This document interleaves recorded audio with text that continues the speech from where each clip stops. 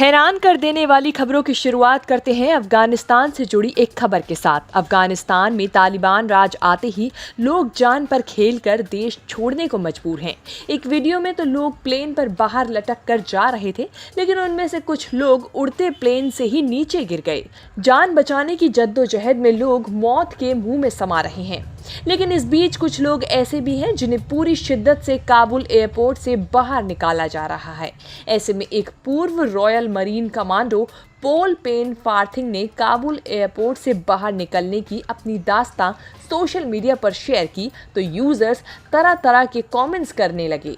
दरअसल काबुल एयरपोर्ट पर जब हजारों लोग अफगानिस्तान छोड़ना चाहते थे, तो उसी दौरान यूके के पॉल की पत्नी कैसा भी वहां फंसी थी। ऐसे में उन्हें C-17 ग्लोब मास्टर विमान से उनके देश नॉर्वे भेजा गया। बताया गया कि प्लेन में क्रू मेंबर के अलावा केवल पॉल की पत्नी ही सवार थी। ऐसा तब हुआ जब काबुल एयरपोर्ट पर हजारों लोगों की भीड़ किसी भी प्लेन का इंतजार कर रही थी।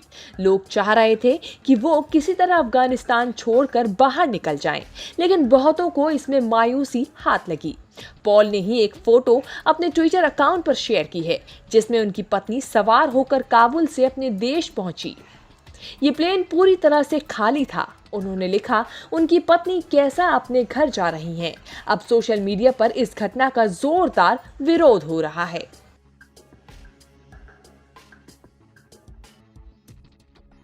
दूसरी खबर भी तालिबान से जुड़ी हुई है। अफगानिस्तान की राजधानी काबुल में कब्जा जमाने के बाद तालिबान नई सरकार बनाने की तैयारी कर रहा है, लेकिन अब भी कई जिलों में तालिबानी लड़ाकों और अफगानिस्तान की फौज के बीच आमने सामने के हालात बने हुए हैं। अफगानिस्तान के बगलान प्रांत के अंद्राब में तालिबान और विरोधी लड़ाकों के बीच जबरदस्त टक्कर चल रही है।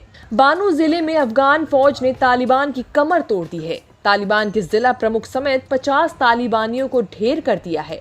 इसके साथ ही करीब 20 तालिबानी लड़ाकों को बंदी भी बना लिया गया है।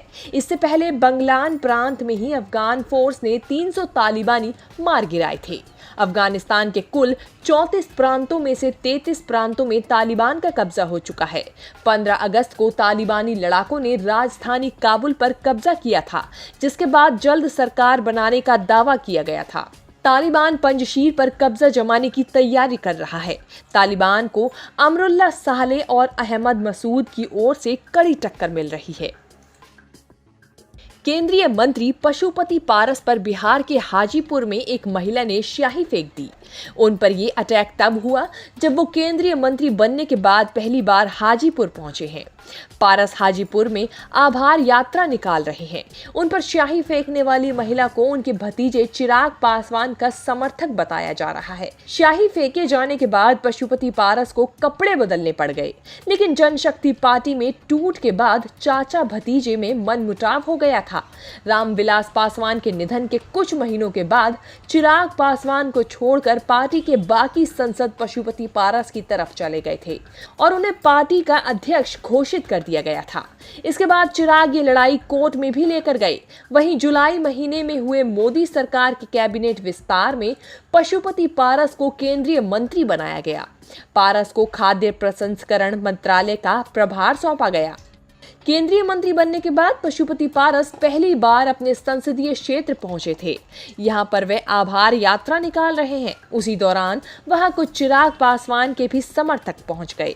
तभी एक महिला समर्थक ने पारस पर स्याही फेंक दी। न्यूज़ तक ब्यूरो।